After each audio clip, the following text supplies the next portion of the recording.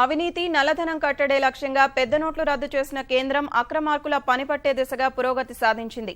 పాత నోట్లు జమ చేసేందుకు అవకాశం ఇచ్చిన 50 రోజుల వ్యవధిలో వేరువేరు బ్యాంకుల్లో చేసిన డిపాజిట్లను నిశితంగా పరిశీలిస్తున్న ఆదాయ పన్ను శాఖ కీలక విషయాలు కనుగొంది. పెద్ద నోట్ల రద్దు తర్వాత దేశంలోని వేరువేరు బ్యాంకు ఖాతాల్లో భారీ మొత్తంలో లెక్కల్లో చూపని ఆదాయం జమైందని గుర్తించింది. ఇలా బ్యాంకులకు చేరిన పన్ను చెల్లించని సొమ్ము విలువ 3 నుంచి 4 లక్షల కోట్ల రూపాయల వరకు ఉంటుందని ఐటీ శాఖ లెక్కగట్టింది. ఇందులో 10,700 కోట్ల రూపాయలు ఈశాన్య రాష్ట్రాల్లోని బ్యాంకు ఖాతాల్లోనే జమైనట్లు తేల్చింది.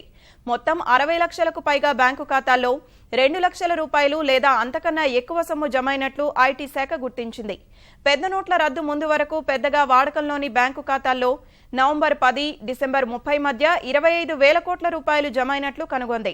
ఇదే సమయంలో 80,000 కోట్ల రూపాయల విలువైన రుణాల్ని చెల్లించినట్లు లెక్కగట్టింది. సహకార బ్యాంకుల ద్వారా జరిగిన లావాదేవీలపైన ఐటీ శాఖ ప్రత్యేక దృష్టి సారించింది.